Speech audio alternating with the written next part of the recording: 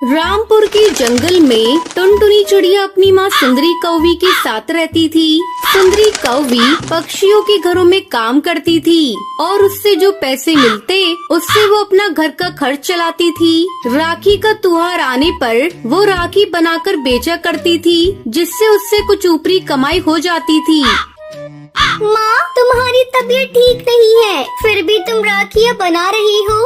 क्या करूं बेटा, रक्षाबंधन नजदीक है और मैं बीमार पड़ गई।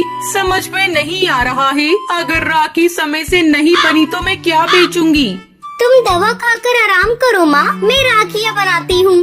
तू क्या क्या करेगी बेटा, तेरे ऊपर तो मैं बोझ बन गई हूँ। ऊपर से तेरी परीक्षा भी करीब है, तू ठीक से पढ़ भी नहीं पाती। बस माँ, तुम्हें यही एक कमी है, बहुत ज्यादा सोचती हो। अब मैं आपकी एक बात नहीं सुनूंगी। चलो उठो और चुपचाप दवा खा लो और आराम करो। अच्छा मेरी माँ, खा लूंगी। टुनटुनी अपनी माँ को दवा देकर सुला देती है और खुद राखी बनाने लगती है। राखी बनाते बनाते वो वहीं सो जाती है। अगले दिन सुबह वो सभी राखियों को लेकर बाजार में बेचने के लिए जाती है। राखी आ गई, राखी, रंग बिरंगी राखी। बहन, ये राखी लो, तुम्हारे भाई की कलाई पर बहुत जचेगी। दीदी, मुझे वो वाली राखी दिखाना, वो तो बहुत सुंदर है। ऐसी राखियाँ तो मैंने बड़ी बड़ी दुकानों में भी नहीं देखी। शाम तक टुनटुनी सारी राखियाँ बेच देती है।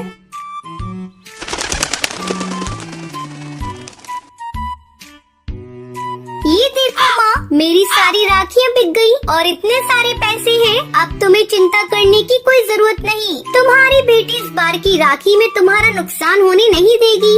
अच्छा, तू बातें बनाना बंद कर और जाकर कुछ खा ले। अपनी सेहत का भी ध्यान रख। टुनटुनी भोजन करके फिर से राखी बनाने में जुट जाती है। अगले दिन जब वो फिर से राखियाँ बेचने जाती है तो देखती है एक दुकान पर पक्षियों की भीड़ लगी है और उस दुकान की मालकिन एक पक्षी को डांट रही है। तुम्हें मैंने राखियों का ऑर्डर दिया था, अब तुम कहती हो कि राखी तैयार नहीं है। 2 दिन बाद रक्षाबंधन है, बताओ मैं अपनी दुकान पर क्या बेचूं? देख रही हो मेरी दुकान का बोर्ड, राखी कॉम्प्लेक्स, और मेरी दुकान पर राखी है ही नहीं। ये देखकर सभी मेरा मजाक उड़ाएंगे और इन सब की जिम्मेदार तुम हो। मैं तुम पर केस कर दूंगी, जेल जाओगी तो पता चलेगा। अरे रे, कब से देख रही हूँ, आप कब से बोली जा रही हैं। इन्हें बोलने का मौका ही नहीं दे रही है। इनकी कोई मजबूरी होगी, तभी तो इन्होंने आपका ऑर्डर पूरा नहीं किया। ये लीजिए मेरी बनाई हुई राखियाँ, आपका ऑर्डर मैं पूरा करूँगी। और बहन, इनकी तरफ से मैं आपसे माफी मांगती हूँ। इस तरह टुनटुनी को एक बड़ा ऑर्डर राखी बनाने का मिल जाता है। 2 दिनों के अंदर ही टुनटुनी वो ऑर्डर पूरा कर देती है।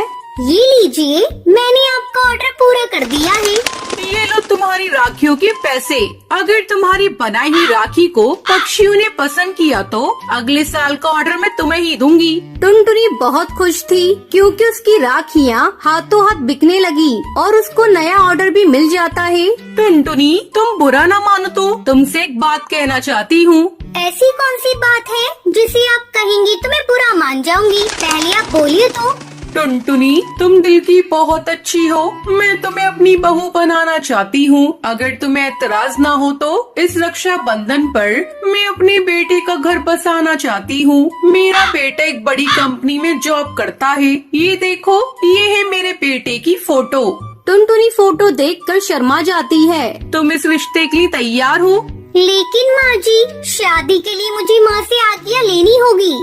टुनटुनी घर जाकर सारी बात अपनी माँ को बताती है। सुंदरी कौवी अपनी बेटी का घर बसाने के लिए तैयार हो जाती है। इस तरह टुनटुनी और टुन्नू चिड़िया की शादी हो जाती है। टुनटुनी चिड़िया विदा होकर अपने ससुराल चली जाती है और खुशी खुशी अपने पति के साथ अपनी जिंदगी बिताने लगती है। अगर आपको ये वीडियो पसंद आई हो तो इसे लाइक और ऐसी कहानियाँ देखने के लिए मेरे चैनल को सब्सक्राइब करना